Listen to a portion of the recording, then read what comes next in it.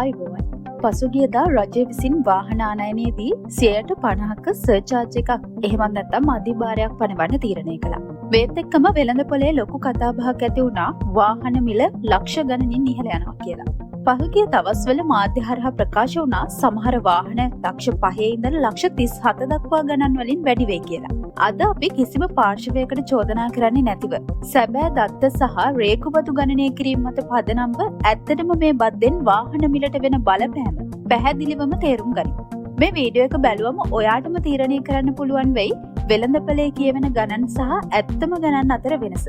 මුලින්ම අපි තේරුම් ගනිමු මේ බද්ද වදින්නේ කොහොමද කියලා. ගොඩක් අය හිතන්නේ වාහනේ සම්පූර්ණ වටිනාකමට මේ 50% වදිනවා කියලා. හැබැයි ඒක එහෙම නෙවෙයි. වාහනයක් ලංකාවට එනකොට ඒකේ වටිනාකම ගණනය කරන්නේ CIF කියන අගය. ඒ කියන්නේ ජපානයේදී වාහනයට ගිය වියදම, රක්ෂණ ගාස්තු සහ නැව් ගාස්තු වල එකතුවට.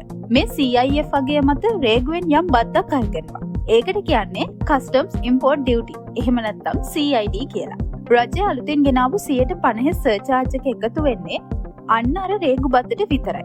හැබැයි මේ අලුත් මුදල එකතු වෙනකොට ඒ මත වැදෙන VAT සහ SSCL කියන බදු යම් ප්‍රතිශතයකින් වැඩි වෙනවා. මේ ඔක්කොම එකතු කරලා අපි බලමු මාධ්‍යවල කියවුන වාහන 6ටම ඇත්තටම මොකද වෙන්නේ කියලා.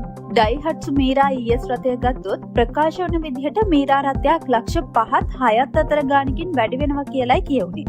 නමුත් ජපානයේ වර්තමාන FOB අගය සහ බදු ව්‍යුහය අනුව අපේ ගණනය කිරීම වලට අනුව සැබෑ වැඩිවීම වෙන්නේ ලක්ෂ 4.5ක් පමණ. සුසුකි වැගන්ආර් රථයක් ලක්ෂ 7කින් 8කින් වැඩි වෙයි කියලායි මාධ්‍ය හරහා ප්‍රකාශ වුණේ. හැබැයි රේකු දත්ත මත නිවැරදිව ගණනය කළාම මේකේ බදු වැඩිවීම වෙන්නේ ආසන්න වශයෙන් ලක්ෂ 6ක් පමණ. එතනත් යම් පරතරයක් තියෙනවා.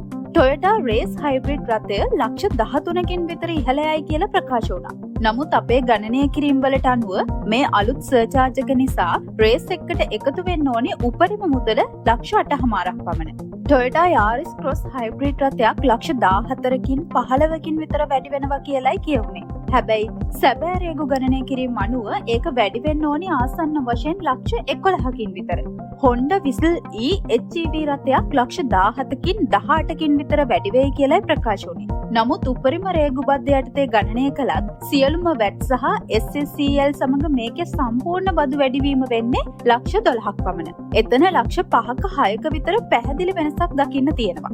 අවසාන වශයෙන් Toyota Land Cruiser Prado 250 series රථයක් ලක්ෂ 35 ඉඳලා 37කින් වැඩි වෙයි කියලායි කියුනේ.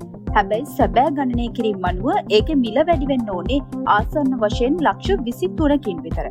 එතන ලක්ෂ 12කට ආසන්න වෙනසක් තියෙනවා. තවත් විශේෂ කාරණයක් මෙතනදි මතක් කරන්න ඕනේ.